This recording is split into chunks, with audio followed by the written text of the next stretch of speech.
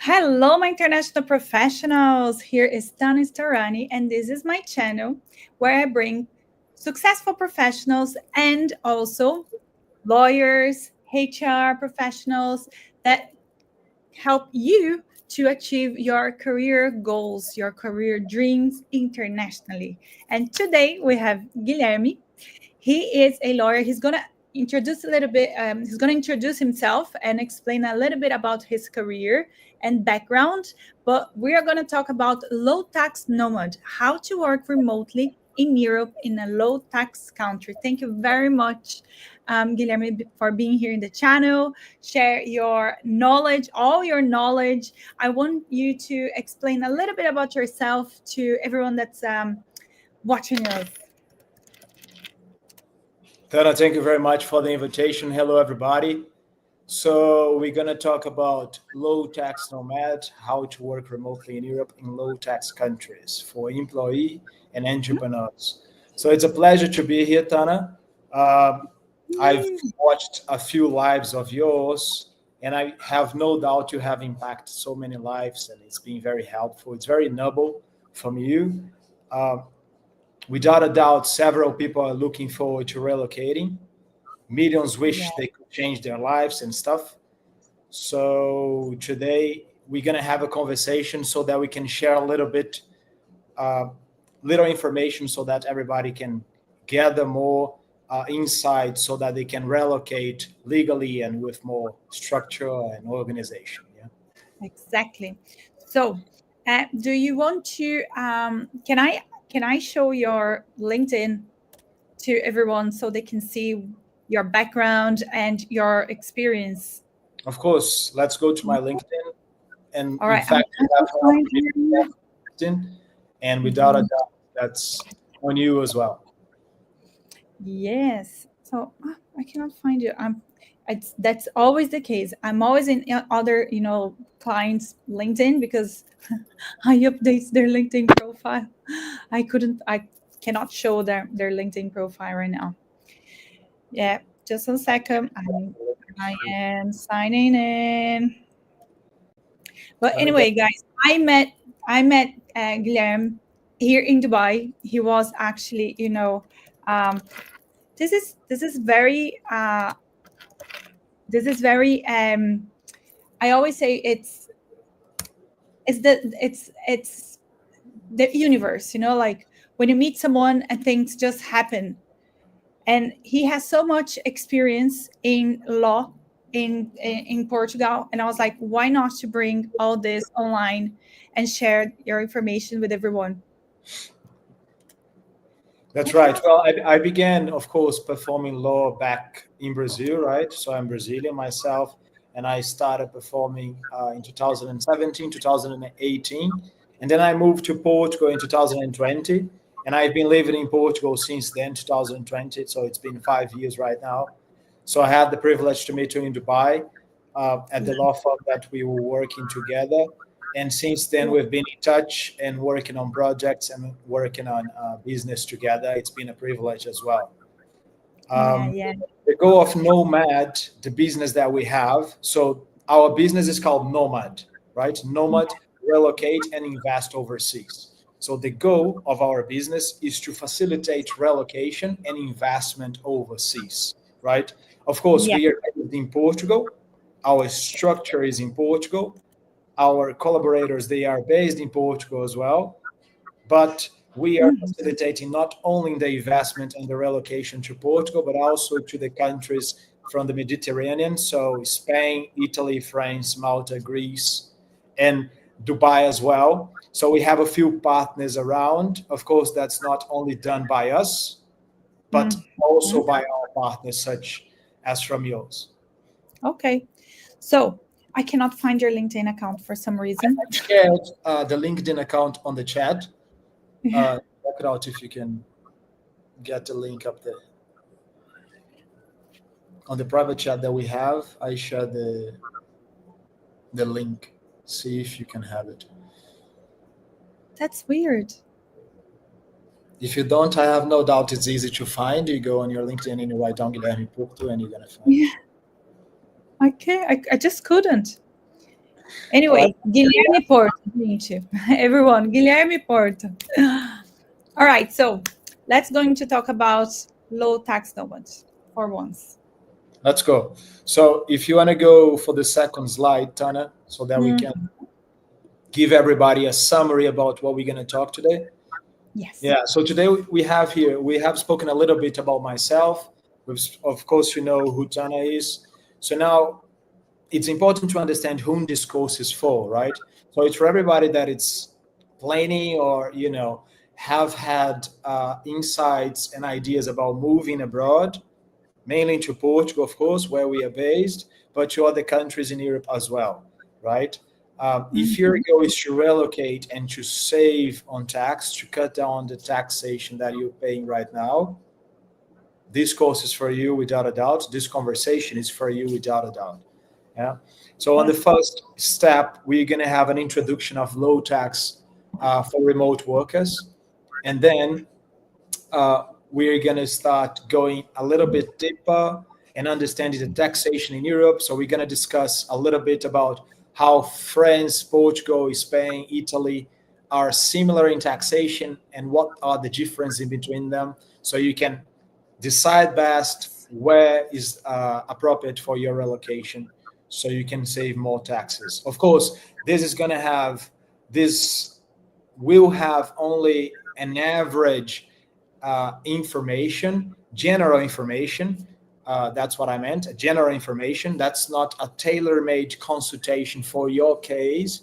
Uh, from our company, what we do is we do tax reports so we can study, analyze carefully the situation of everyone in detail so that we can best decide the strategy for you. But here we're going to Mm, have more general information so that we can give it a start, right? Give it a start. Then we'll yeah. select the ideal country, um, and we move forward for legal and financial considerations, where we're going to talk about the paths, the journey in between applying for a visa, the residence permit, then moving to the country, finding the place to live, um, and the financial considerations in incorporating a business, if that's the case for you, Yeah. or just working remotely. And then we can speak a little bit about cases and clients that we have right now, myself and Tana, Yeah. so you can have an idea. Successfully. Yeah. So, remote work, LinkedIn, companies, and benefits. So, what's the benefits of low tax remote work? Tell us. Right. So we are starting here with the remote work, right? So whom it applies to. We have spoken a little bit about whom it applies to. Now, current trends that we have at the moment for remote work. I have no doubt Dana is the specialist and the correct one to share information about the trends at the moment and how the world has evolved in a way of relocating and working remotely as a pattern, Mhm. as the normal standards for working environment at the moment, right? So, Yes. from your Yeah. experience, Dana, you've seen, of course, a growth, Yeah, right? remote work, it's really happening. It was, of course, a big trend before during COVID, but right now it's decreasing a bit, but it's still there. And many professionals are working remote and work in a nomad way remotely. Okay, companies, they are recruiting professionals to work remote. Okay, you can see entrepreneurs and also employees. All right. So the good part is more and more companies are using outsourcing or third-party companies for payroll management. What does that mean? So let's say you are in Brazil and a company is based in Germany and they want to hire you with the same payroll and law in Brazil.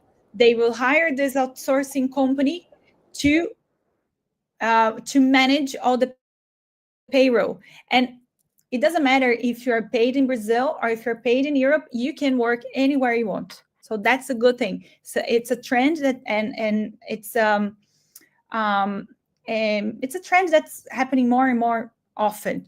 Okay, and plus you can find more opportunities on LinkedIn now, remote jobs, hybrid jobs. You can find websites that are only for remote jobs, which is amazing. So a lot of people, they come to me and they go like, oh, I want to get a remote job. Is it possible? Yes, it's possible.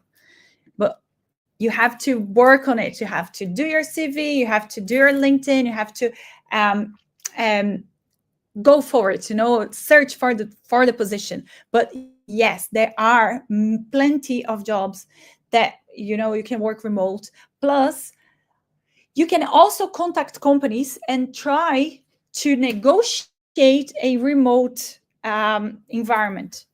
Because I know some people that was hired to work permanent on site, but now they are working remotely because they were able to negotiate with HR, negotiate with management, with leadership, to decrease the salary or to do some sort of changes that turned the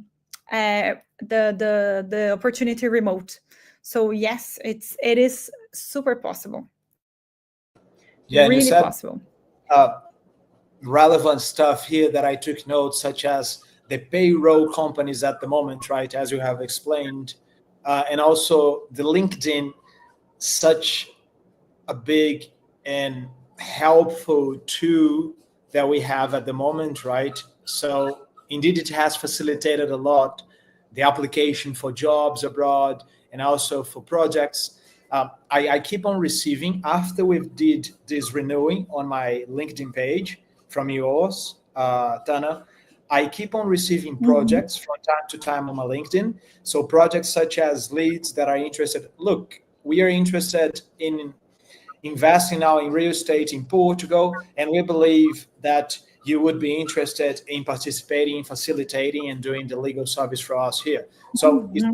not even a work of connecting and exchanging information, but it's also opportunities that just pop up from time to time, just because the LinkedIn is there and the resources, they are just phenomenal and they are facilitating a lot without a doubt. Yes. Yeah, Um, it's from your branding. It's a personal branding. You attract the opportunity for you. That's it. So that's why you need to do a very good LinkedIn, work on your LinkedIn on a personal branding level, not only on a professional capacity.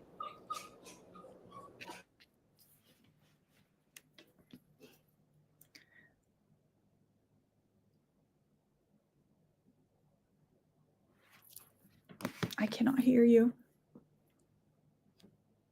I cannot hear you, Guilherme. Oh, I put I it on mute. now I can.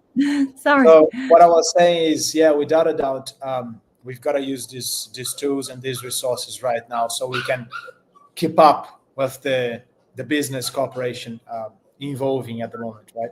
Mhm. Now, also, Tana, it's important to stress the fact that there are many advantages of hiring an expat at the moment, right? So hiring someone from abroad can be very beneficial for the company as well, right? So let's try to name a few things here, benefits from a company. From the side of the business, of course, a person that is relocating an expat has a global perspective first, right? Mhm. Secondly, the diversity that this person can bring to the company. Also, the language proficiency, right? If we say, for example, in Portugal, we have many projects and many business that we work with that are from the UK, Australia, United States. So of course, English is indeed the main language, right? So if Mhm. businesses from Portugal are hiring people from South Africa, so to speak, or Canada, or Singapore, so English is going to be their mother tongue language, which means the language proficiency is going to be an asset for that employee, right? Um, Yes. Also the networking from abroad that this person holds, without a doubt, it elevates the skills and elevates what this employee can bring to the company, right? What do you see? Yeah. Yeah. Plus, you can now be working on site, and if you decide to work remote and abroad, you can try to negotiate with your management. I know so many people that are living now in Dubai, working for Brazil, being paid in Brazil, but living here in Dubai because they applied for the visa here. So it's the same in Europe. Like, I know so many people now living in Portugal but like working for a Brazilian company and getting paid in Brazil. So there are many ways for you to work remote, and of course, if there are advantages, also there are challenges. So we just want to bring the challenges here, like this little things, because we don't want to only say good things about working remote and being like abroad all the time, because not life is not perfect, and even working abroad and remote is not perfect too, and you have to be aware of it. If you are planning to move from Brazil to Portugal or to Europe in a remote basis, or if you're planning to get a remote job, yes, there are advantages, but for example, the time zone, it's very difficult. Like, I live in Dubai now, and sometimes I work until 1 a.m. Like right now, it's 10 p.m. and I'm working here because in Ireland, it's 4 hours ahead. In Brazil, it's 7 hours ahead. So these are one of the challenges. Yeah, that's right. Look, it's interesting because this challenge, it is indeed a challenge for me when I am in Dubai or when I am in Portugal having meetings with the East. But right now, I am privileged enough to tell you that this challenge has become very good for me because actually I am in Brazil at the moment this week, and I'm an early bird. I wake up very early and I start the meetings and I start reading my emails and doing my work early, which means Portugal is 3 hours ahead, Dubai is 6 hours ahead, and that's matches perfectly with my schedule. So that challenge is indeed a challenge, but it can be beneficial depending on the situation, right? But yes, the time management, time zone. Of course, I would mention also the isolation and Mhm. isolation, yeah, because you're moving abroad. So connecting to people is very important at work Yeah. or outside of work Mhm. as well. The work environment, it's really relevant when you are a digital nomad as well. If you don't have a structure, if you don't have an office, if you're not working for a company and you need to work for yourself at home or you go to cafes, first, these countries, they do have structures, right? The bars, the cafes, co-working places, they are well structured for you Yes. to work remotely. But there is the other side as well, right? Well, they can be busy, they can be noisy, right? Well, you've got to pick the best spot. Anyways, it's enjoying the journey Yes. as well, right? The good thing about that is not having one single place every single day, right? Not going to the office, sitting in the same chair. That excites me. I'm in one country, then I have a client in front of the other country, then I've got to visit a client or a business partner, and then I fly to Spain. So this constant um, um, traveling and changing the time zone, the cultures, the habits, the language, that excites me a lot, right? I believe for you as well, right, Anna? From Ireland to Dubai and to Spain and to Portugal. Yes. Yes. Sometimes I work inside my apartment all the time.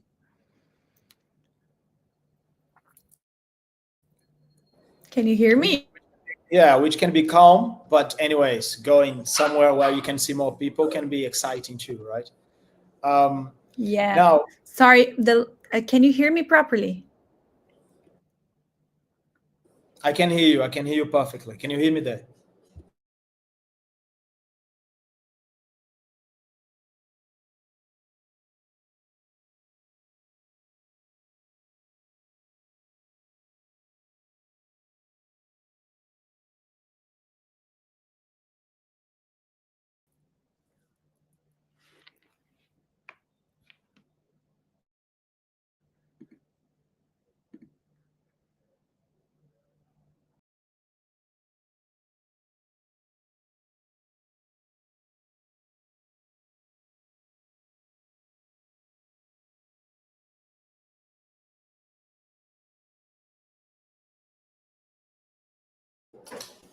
Tana, you back?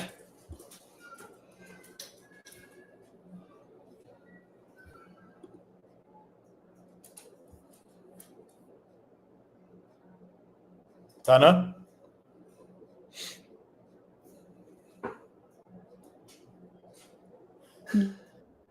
you back? I can see you. I cannot hear you. I can hear you now.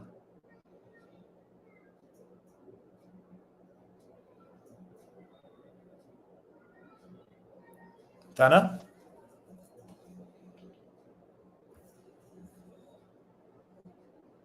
I'm back. I think now the internet's gonna work. Very Yeah. good. I can Yes. see, I can hear. Can you hear me there? Yes. So I'm sorry. My connection is not the best. I promise next live we are gonna be perfect because I will be back in Europe. No worries. It's late up there as well, so the internet it's about to rest after a busy day, without a doubt. Now, Tana, we were talking about the opportunities, then we talk about the benefits, less taxes, of course, save money, reinvesting, creating a passive income. So those are some benefits that we would stress here as well. Then we spoke a little bit about the challenge, right? Now, Mhm. we always have room for adaptation, right? So adapting, it's optimistic and it's relevant to be mentioned as well. So Mhm. always when you are moving abroad, when you're thinking about moving to Europe or to a different country, always do your research. Yeah, research the culture, research its costs, the rules, basic legislation, consult with lawyers, with experts on the field, also visa and legal permits rules as well, right? So Mhm. the more you research, the more you talk to locals, the better prepared and the easier it's going to be your relocation, right? Um, Now, you will enjoy and you will have to adapt to new habits, the language, the culture, which to my mind, it's fascinating, right? Always when I'm going to a different country, I'm always fascinated by having the chance of connecting to a different culture, to the language, to the culture. That's what excites me the most about traveling abroad, right? For some, it can be more challenging at first, right? So you've got to organize your mindset so you can adapt better, um, but embrace it, and you'll be fine. You'll be fine. You get one life, right? Don't be stuck in one place. Just don't be just doing the same stuff and talking to the same Yeah. mindset people. Have the chance of this privilege of ours of having the opportunity of going abroad, going somewhere where you can put yourself in the beginner's position, which um, is a very Yeah. exciting position as well, right? So I want to know how how does it work the taxation in Europe?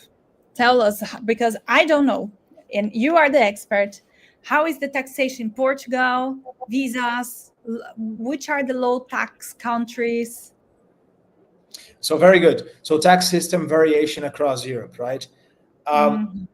First of all, let's look at Europe as a map, as a globe, and let's separate the North Europe and the South Europe. If we think about the North Europe, the Nordic countries, Denmark, Sweden, Norway, Germany, or the Netherlands, those countries will have tax rates that can go a lot higher, and they have less flexible tax regimes than the Mhm. ones from the South. Yes. That's the first point. Of course, if you Yeah. have an opportunity, if you have a job that you are willing to apply for those countries from the north, go for it. But first of all, know that as a rule, the taxation will be a lot higher from those countries from the north. On the other side, if you think of the perspective of the south, the Mediterranean countries, the ones that we work with, Portugal, Spain, France, Italy, Greece, Awesome. Malta, those countries are a lot more flexible and they have lower tax rates than the ones from the north. So that's the first interesting perspective for us to start talking about the topic. For example, if we think Denmark, we don't work with Denmark, right? We are not Danish tax attorneys here. But if we think about the PIT, so the personal income tax, the tax that you pay every year, whatever you are, whatever your tax residency is, right? From the salary, from the all the resources, the sources of income that you have. That's the PIT, the personal income tax. If you think of Denmark, it can go as high as up as 55%, more than half what you have earned. This can become a tax, right? Uh, this is not only it. Of course, if you have your own business, let's say in one of those countries, let's say Germany, for example. If we think of Germany, the CIT, which is the corporate income tax, can go as up as 30%, which is very high compared to the countries from the south, right? As well as the VAT, right? Every service, every good you buy, you need to pay the VAT in Europe, right? The VAT is an indirect tax, whereas the PIT and the CIT, they are direct taxes. So the personal income tax and the corporate income tax, the ones we've just spoken, they are direct taxes. Mm-hmm. On the other hand, the VAT is an indirect tax. What is the difference? The difference here is the PIT and the CIT, the ones that are paid from you or from your business, they are decided by each government, by each state. So Italy decides it's on, France decides it's on, Spain, Portugal. So it can vary a lot, right? Whereas the VAT, the indirect tax, the EU regulates its average, right? So there is no much room to vary in that tax. It can go up as 27%. In Portugal, it's 23, which is a lot lower than the 27, right? So those would be the second point, the interesting point for us to have an idea about the taxation in Europe, right? Mm-hmm. Then it's important to understand, when we talk taxes, it's important to understand the difference between the legal residency and the tax residency, right? So for example, at the moment, I am a legal resident in Portugal, right? My family is from Brazil. My business is in Portugal. I live in Portugal. I'm a legal resident in Portugal. My tax residency is in Dubai, right? So you can only have one tax residency. You can only have one tax residency. You can have many legal residencies, but you can only have one tax residency. It's not enough to emphasize that, right? Which means if you are right now in South Africa or Australia, and you're willing to relocate for the north, to Europe, you want to go to Europe, you want to change your life from Johannesburg, you want to go to Portugal, right? So you're paying tax right now to South African government. You are a tax resident there, and of course you are a legal resident there. If you want to go to Portugal, you will become a legal resident, and you can decide, oh, let's see the tax system here in Portugal. Is it beneficial for me to convert my tax residency from South Africa to Portugal or not? Let's decide if that's beneficial, right? In some cases, you don't have the chance to choose whether you want to change it or not. In some, you can, right? As a rule, after spending 183 days in those countries we've spoken about, so Portugal, Spain, Italy, Greece, Malta, Greece, they all have the same system. So again, after 183 days, half the year, one semester, tax authorities from those countries, they are going to convert you into a tax resident. They will convert you if you want it or if you don't want it, right? It's not your decision, right? But that's reasonable, right? You're relocating to a country, you're working there, you're living there, you're enjoying the parks, you're going around the streets, you want to make use of the security, the public health system. You are to cooperate as well, right? That's very reasonable, right? So that's the rule for tax residency. Important to understand the difference tax residency and legal residency at this first point here. the tax system variation across Europe, right? Now, if we take Portugal, where we are based, right, the second topic here for us, Portugal has a personal income tax variation from 14 up to 48%. Well, Glenn, 48% is too high. Indeed, it is high, right? But as a rule, our clients, people that are willing to invest in Portugal, relocate in Portugal, we make them eligible for the beneficial tax regime called NHR. The NHR, non-habitual resident tax regime, ended, right? But they have created a second one, which is very similar in terms of the benefits, but let's be honest, very different in terms of the eligibility. The criteria has narrowed down a lot. So it became more complex and more complicated to be eligible for that tax regime. But that doesn't mean that that's impossible, right? Most of our clients, when they relocate to Portugal, we make them eligible for the NHR so that instead of going for the 14 up to 48% taxation, they pay a flat 20 in the worst case scenario, 10 or 0% exemptions depending on the case, right? Of course, the analysis has to be done in a case-to-case situation. But that's the rule, that's the average, the benefits of applying for the NHI in Portugal, right? The other countries, they do have similar tax regimes, right? Spain has the background law. We're going to talk about it. Italy has an NHR. Greece as well. Malta has good tax regimes as well. But for now, let's keep talking about Portugal for a sec. So if we talk about the CIT, we've spoken about the PIT, the personal tax income, right? If we go for the corporate tax income in Portugal, the average is 21%. But that's from profits, right? And we can always use the expenses from the business to deduct from the taxes supposed to be paid for the government, which means we can lower it drastically, the taxation, if we talk CIT, right?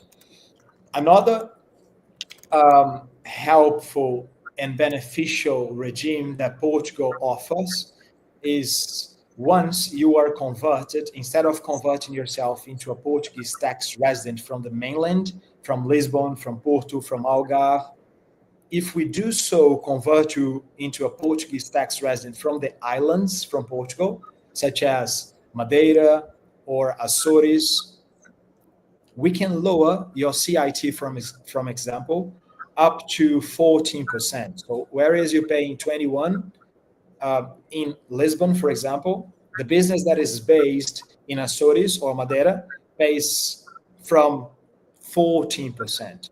So we can lower 7%, a third, just by the fact that you are based on the island, right?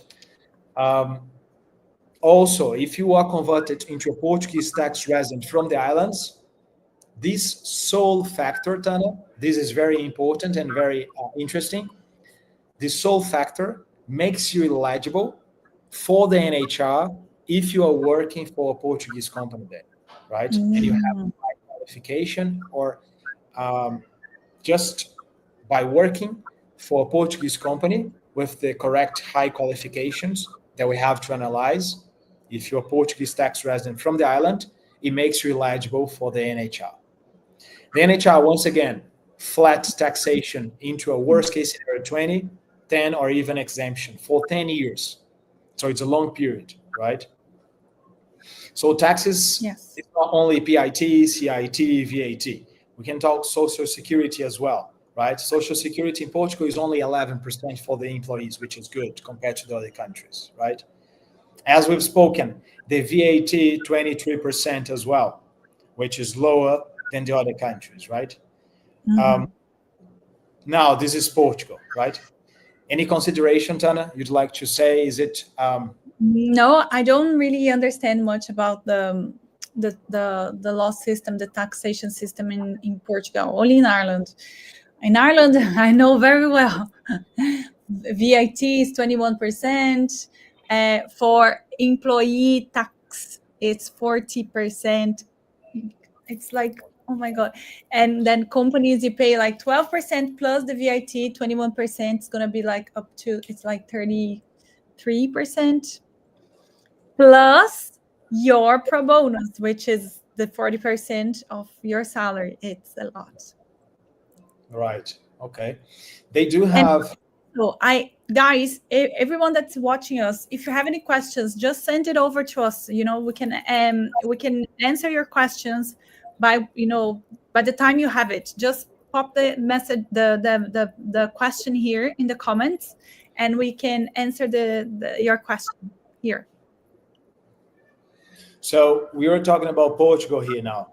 It's important to understand also, okay, I want to relocate, let's say Portugal. What do I need? First of all, you're going to need a visa, right? So let's go and talk a little bit about the digital nomad visas for Portugal and also for the other countries that we've spoken about here. The south of Europe, the Mediterranean, right? So, for example, countries such as Portugal, Spain, Greece, Malta, Italy, they do have the digital nomad visa. So if you're working for a business based in Australia, Canada, United States, Brazil, you can go apply for a visa so that you can relocate and work from Portugal for that business, right? You don't need to search and look for a different opportunity and a job in Portugal. You can go and work remotely for that business. If you're qualified for that, we're going to talk a little bit about the qualifications as well. Also, the countries from the north that we spoke, and they have higher taxations, but also some of them, they don't even have the digital nomad visas, right? So UK, for example, Ireland, right? I don't believe Ireland has one. Germany, the Netherlands, the Nordic countries, as a rule, they don't display digital nomad visas. So see, they are not flexible. They don't have the doors opened, such as the countries from the south, right? Yeah, actually, Mehdi asked, is there any benefits to register a company in Ireland from let's say, from, I don't know, what's this place, from France? I don't know. I would say the question would be France here. Yeah. Well, thanks God Tanya is here so she can help me answering that question, right? I'm not an Irish tax attorney, but from my experience, I know that Ireland displays lots of benefits for business. If we think about the big companies, the big sharks such as Apple, right? They all have their base in Ireland because they display a lot of benefits in the corporate scenario, right? In terms of exact numbers, I wouldn't be able to call them, but I do know that they do display lots of benefits. So depending on the case, Maddie, I would say would be worth doing a consultation whether it would be beneficial for your business to be based in Ireland instead of France, I suppose you said, right? Yes. So No. my mind. Because one, if you don't have European passport, okay, you cannot register, you cannot open a business in Ireland. It's really, really difficult. They ask a lot of money, like for the visa. So they ask over 500,000 euros to open a business, and you have to employ at least, if I'm not wrong, 5 people. They demand a lot to understand. While other countries in Europe, you can register your business and you have low tax and more flexibility, because you cannot stay over 6 months away abroad from Ireland if you have a business there. Yeah, this is really important.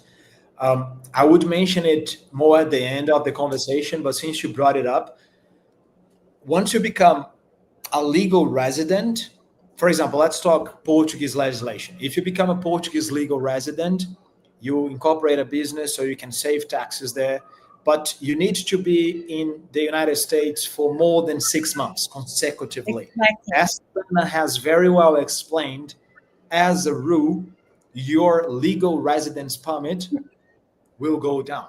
You won't be able to renew it. For But example, I am legal resident in Dubai. Okay, so I I can stay 6 months away abroad, then come back to Dubai, stay 3 days here, and then it's okay. I can leave for another 6 months. You While see? in Ireland, needs to stay minimum 6 months in the country. That's the Right, difference. right. Yeah, that's interesting, and we can see how flexible the law from Dubai is, right? If well, anyway, let's talk the Portuguese law here again. As I was saying about if you want to be in the United States for 6 consecutive months, as a rule, you're gonna not be able to renew your legal residence permit in Portugal. But that's the rule, guys. We have many exceptions. The Portuguese law is very flexible. It cannot be more flexible than it is at the moment. For example, if you want to be in the United States or in South Africa, Canada, Australia for more than 6 consecutive months, but you do not wish to lose your legal residence permit or your tax residence permit, if we can prove to the government that this absence, this travel of yours was due to any working situation or any cultural activity or any social activity, it's all good, no problem. And help me here. What is cultural? What is social activities? They are very subject. They're very broad. So the room we have to create justification, motives, not to lose the legal residence permit, they are many, right? So we have room to play with the law. The law is clear, but the exceptions, they are very flexible, right? Now, last topic here would be the low tax countries. As we've spoken about Malta and Portugal, important to brought up Hungary as well, right? So Hungary as a country has drastically low taxation. So we've spoken about the PIT, personal income tax, going up as 48, 55 in Denmark, for example. In Hungary, it starts on a flat 15%. So as a rule, you can qualify easily for a 15 flat in Hungary. Also, the CIT there goes lower than 10%, 9% as a rule, flat CIT in Hungary, right? So this is a really good example as well, such as the other countries we've spoken. Malta, we spoke about the PIT. Now, CIT, important to bring up for the company. You want to incorporate a business in Malta, right? You can pay as low as 5%. And there are many exceptions that we can play with, right?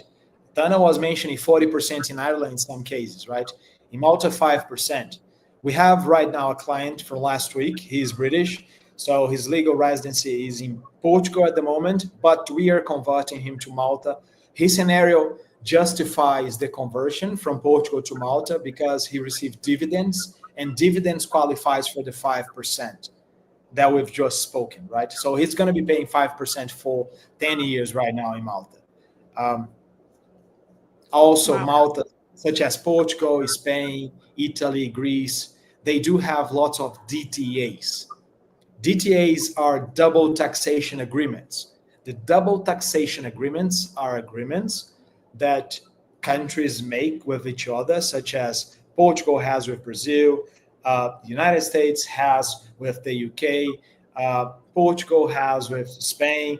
Lots of countries have with each other so that you're not double taxed.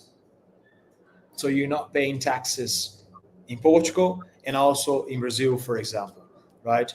Uh, Many DTAs are actives in those countries we've spoken about: Malta, Portugal, Italy, Greece. They do have lots of DTAs, right?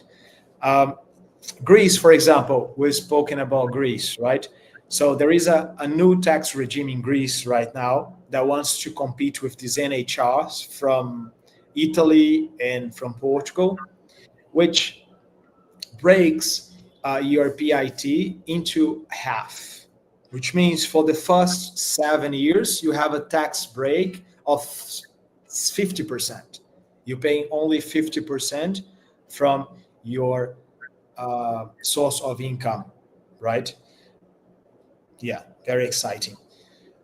Also, in Spain, you have the Backen law right now. It's been for a couple of years right now. It fixes your tax income into a 24%, very good flat as well for the first 6 years, right? There are other countries, guys, such as Bulgaria, of course, Andorra, the Sark Island, actually, yeah, it's in the UK, really attractive as well. Albania, Monaco, so many options, but it all comes down to the type of income that you have, right?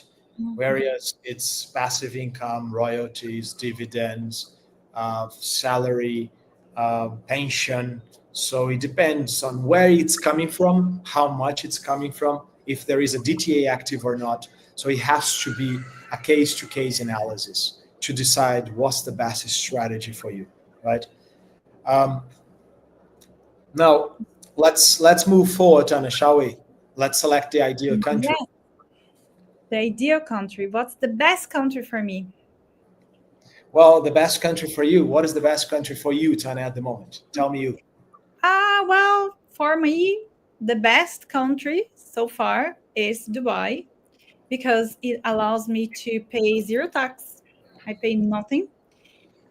They have implemented a new tax system this year. Sorry, last year. It's a 5% tax system, but it applies only to internal sales. So if you sell any goods or services inside the UAE. So if I have a client abroad in Brazil and I'm in Ireland, Europe, it's zero tax. I don't pay tax. And most of my clients, they are from Brazil and Europe. Plus, it allows me to stay, 6 months abroad and then just come back here, stay a week, and then just leave again. So for me, it's the best country because I am a nomad. I'm always living in different countries. So I lived already in Brazil, in Ireland, Portugal. I lived in Portugal for 2 months, and then now I've been here in Dubai for 2 years, and now I'm moving to Barcelona, Spain, which I'm going to stay for most likely 1 year, and then afterwards, I don't know, maybe Germany, Malta, I don't know, France, Many options, yes. many Yeah, there are options. Yeah. many benefits. It all comes True down to, nomad here. yeah, you have to, as you've shared with us, it depends on the moment that you're living your life at the moment. It depends on the business, it depends on what you're doing, it depends on, um, yeah, many variations, many Yeah. topics to consider Yara, so you Yara, can. Yara, look, I'm gonna answer you now. Yes, this is going to be online later in my YouTube channel. Plus, in 2 weeks, we are going to have the same course, exactly the same one em português. A gente vai ter o mesmo curso, as mesmas informações em português. A gente está fazendo dois momentos, né? Dois encontros, um em inglês e um em português, porque a gente tem bastante clientes, né, que não são brasileiros e que têm interesse em saber sobre taxation em Nomad Life. Então, nós decidimos fazer um em português e um em inglês. Então, fica de olho no meu Instagram, que daqui 2 semanas a gente vai fazer exatamente a mesma informação, mas em português, tá? Sorry, guys, I spoke in Portuguese because she asked me about the content, if we would have the same content in Portuguese, and we will actually do the same information 2 weeks in Portuguese. So I'm sorry, just back to English. We were talking about the selecting your ideal country, right? For you at the moment, Dubai works perfectly. Recently, you're going to go to Spain. So, what do we have to consider, right? Cost of living, tax benefits, we've spoken, visa options, citizenship by residency as well. What is the citizenship by residency? After living for a certain amount of time, you have the right of applying for the second citizenship, for the citizenship of the country that you're living. For example, in Portugal, after Wow. 5 years, you have the right to apply for the Portuguese citizenship, right? Fourth strongest passport in the world.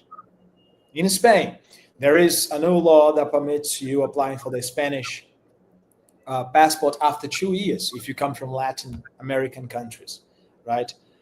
Italy, Greece, Malta, Hungary, they all have similar processes as well, right? So the cons, I would say, challenges here again, culture, right? Some cold weather in some countries, political instability in some tiny countries, right, such as Bulgaria, Bosnia, Czech Republic, for example, Andorra as Mhm. well. Um, the language barrier, of course, in those countries. But the pros, the good side of it, of course, weather can be phenomenal in some of them, infrastructure, right? EU membership. So you have, once you have access to the Schengen area, to EU, you have the right to leave and to go, to move around, to whatever you like for as long as you wish, if you're a Yeah. legal resident, right? Respecting the laws and some of the bureaucracy as well, right? Um, the culture, quality, and cost of life as well, they are very exciting in some of those countries. Um, Also important to align here your personal and professional goals, right? The best balance, personal and professional, Portugal, Spain, Italy, Greece, and Malta again, not only for taxation. Weather, phenomenal. Food, fantastic. Quality and cost of life, really reasonable. Okay? So it's not only about taxes, it's about living your life as well. And the best balance, South. Yes. Uh, Now, if we move forward for the legal and financial considerations on the next slide, we'll see that remote work visas and residence permits, right? Let's talk a bit of Portugal. Let's summarize shortly because there are many topics to be talking about those visas and residence permits. Let's summarize them, right? So Portugal, the main ones, of course, the digital nomad, the visa, right? If you are willing to relocate, you must apply for a visa. So the digital nomad visa for Portugal is a D8. That's the nomenclature, the name that we give for for that visa. Uh, it came to effect in September 2022. It requires you to be working remotely, whether from your own business or from a company that you are an employee, and you must be making 4 times the Portuguese minimum wage. As we talk, the Portuguese minimum wage is set into 870 euros. That 4 times about 3 grand and a half per month. It can be high, but it has its flexibility. It is the average. It's not an exact amount, right? So always check your case with details so that you can check if you are eligible or not, right? Also, not only the digital nomad visa for those that want to work remote and pay taxes and become a tax resident in Europe. But also, for example, from Portugal, you have the D7, which is the passive income type of visa for those that are retired, for example, or are receiving a passive income. Not only retired and pension, but let's say you have an apartment, you have a flat in the UK that is rented, and you are receiving a passive income lease that pays you enough to apply for the D7. D7 only requires one Portuguese minimum wage, 870 euros, right? And we also have the D2. The D2 is for those that want to incorporate their own businesses or want to work as freelancers in Portugal, right? Mhm. In all those cases, Tana, D8, D7, and D2, as you know, I know you know uh, a lot about those procedures. Uh, Mhm. they are all residency visas, which means all of them, visa, first of all, visa, it's no more, no less than an authorization for you to enter Yeah, on that's the country, point. right? Visa and permit, right? I always get confused. Yeah, yeah, that's classic because the visa, it's the permit, and it stands for, it's valid for, as a rule, 120 days, 4 months, right? Time after which, or time within which, you are to convert that very visa into a residence permit. In all those cases, D2, D7, and D8, you will be able to convert your visa into a 2-year legal permit, which Mhm. means all those visas, you will be able to receive a legal permit valid for 2 years. And in all those cases, you can renew it for an additional period of 3 years. We are talking about 5 years, the exact amount of time that we need for the Portuguese citizenship, right? Yeah. So that's the path. Visa, 4 months, convert that into a legal permit, 2 years, renew that more three, after 5 years, Portuguese passport. So that's the path in Portugal that we do for the clients, right? Spain, very similar. The good news is the digital nomad in Spain, the visa digital nomad, only requires two Spanish minimum wage. Right now, it's 1,300 euros. Two times, it's 2 grand and a half, which is lower than Portugal at the moment. Mhm. Also, Malta. Malta actually has the tax exemptions we've spoken, but the salary for the digital nomad in Malta, it's very similar to Portugal, right? Just like Greece as well, very similar the salary that they require. But Italy, just like Spain, they require a lower salary, only 2 grand and 300 euros, 2,300 euros, Okay. whereas we are talking lower, higher salary for the other countries, right? So we have to check what is best for you in terms of taxation requirements for the visa, for the business as well. Mhm. Interesting. Also, tax registration and compliance, right? This is fundamental. The classic questions that we get for the clients is, look, I saw online that it's very easy to obtain a NIF. NIF is a Portuguese tax number. All those countries, they have their own tax numbers, right? Portugal is called NIF, Portuguese Mm. tax. It seems to be very easy to obtain one, but it has a lot of challenges and it can be very tricky. Why? Mm. Because in order to obtain an NIF, that cannot be so challenging.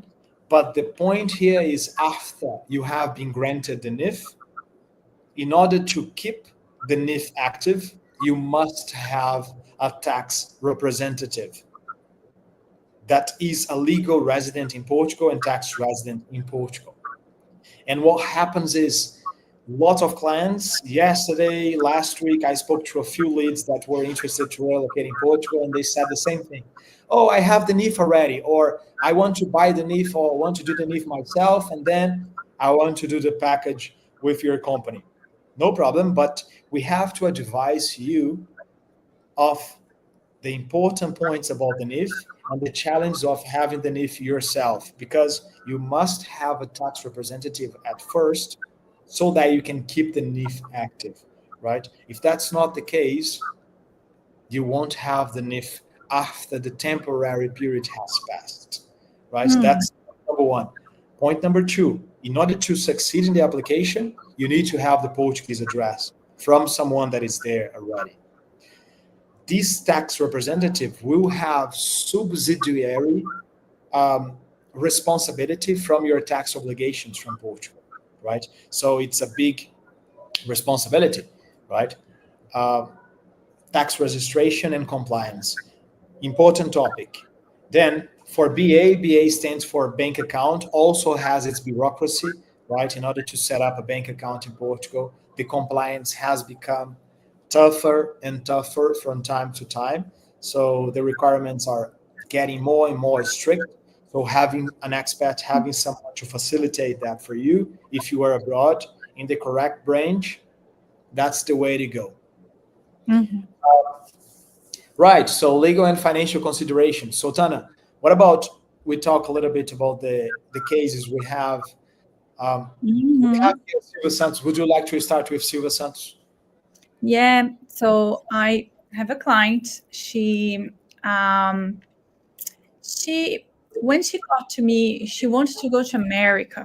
All right, but it was funny because she was working in and she was living in Portugal, working in Portugal, not in her area.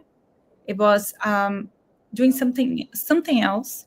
Okay, and she went to Portugal. She opened a business in Portugal. She was working in Portugal in a bar because she wanted to earn some, euro money, but she was also working in Brazil, like in with technology. So she was getting, like project money from project management from Brazil. She was working on the weekend in bars, and only because she applied for the Portuguese, she had the company open. So she was living there. She was, um, she didn't have European passport whatsoever. All right, and because she was living in Portugal, then she met someone that hired her to work in here in America, and now they're applying for the work visa for technology. But look, for me, in my opinion, it was so interesting because some people, they just got into this box and they think everything needs to be perfect and everything needs to be organized and everything needs to be well planned, and sometimes it just have to Give it a go. yeah, it just have to accept Start. accept the challenge, accept the unknown, and give the first step. How would she ever thought that now she would be, like in America, working in her area, working technology, earning in dollar, because she was living in Dubai, in Portugal, with this visa, with the company visa. It's like it's, so this would never happen if she wasn't in Portugal, and this would never happen if she had the courage enough to just move and open their business in Portugal. And she was like, okay, the money I get in Brazil is not sufficient to have, the lifestyle she wanted, but that's fine. She worked, like she had the visa, she had already the not the visa, the permit to stay in Portugal. So she was, like working the bar, working other places while working in Brazil, abroad, like for a company in Brazil. So in my opinion, this is such a successful case, because it's, like it just prove how life can happen when you um when you let it go, like when you let it go, all the fears, the the fright of things not going well. Do you understand? That's right. Couldn't agree more. Yeah, couldn't agree. For my actually, without even talking about the clients, talking about myself, family, friends, colleagues, and clients that became friends, everybody's afraid. Everybody has their own challenges. Everybody has their own doubts and insecurities of moving abroad and becoming a tax resident somewhere or opening a business abroad. But look, as Tana said, just give it a go. Just go for the first step. Just it's just one life. Don't stay one place. That's the only thing that I'd Yeah, it's, ask and I'd say, right? yeah, it's just like me too, like, so I was so much afraid to move my business from Ireland to Dubai. I was like, oh my God, what's gonna happen? What's will I be able to uh, charge a client to get the money, the bank account, how it's gonna be? And like for 1 year I actually had the two business going on, like open, and work and paying taxes in both countries, and paying accountants in both countries, because I was so afraid of the unknown. I was so afraid of what if something bad happens. And I actually had um, uh, legal advice. So I didn't come here out of the blue and just open a business. Do you understand? So I had legal advice. I had lawyers and other professionals beside me doing that. And I was still with that fear of what if. And Yeah. after 1 year, I was like, you know what? I'm gonna close the business in Ireland. I'm gonna stop paying double accountant, double tax, double softwares, and just stay here in Dubai. That's it. Just give it a go. Look, I have a business meeting starting soon, and also it's very late for Tana. But before we Yeah. wrap this up, Tana just mentioned about one case. For Nomad, we have a few cases of success as well, right? We would be here long talking about them. I would love to introduce some of the clients as well, just so you have an idea. Not only clients from Brazil we have, and from the countries from Africa as well, but also the main core business actually comes from the UK after Brexit, United States, Canada, Australia, and South Africa. We have several clients that have applied for whether D7 retirement visa, D8 digital nomad, also D2 business incorporation, so that they can do a tax report and tax planning with us as well, so they can cut down on taxation, not only in Portugal, but with our partners. We have partners in Spain, Greece, Malta, Dubai, and Italy as well, UK and United States, where our partners take care in-house from the relocation of those clients, and also with the investments if it's a golden visa case, for example. In Portugal, as you know, right now there is no real estate investment for golden visa any longer, but we do have the funds of investment, and we have other options if you're willing to incorporate your business. The golden visa, uh, it's a easy path to go because it doesn't require you to stay in national territory. It has lots of facilitations in terms of the procedure as well, that we would love to talk in a different uh, situation with you. Um, but yeah, just plan your relocation, research, study, talk to experts, invest in strategic relocation legal assistance, right? We are here for you for Nomad and Storani careers as well, so you can relocate safely and with peace of mind. Yeah, we are here. Thank you very Yes. much. Thank you, guys. See you in 2 weeks. All right. Bye. Thank you very much. Happy days, guys. Ciao.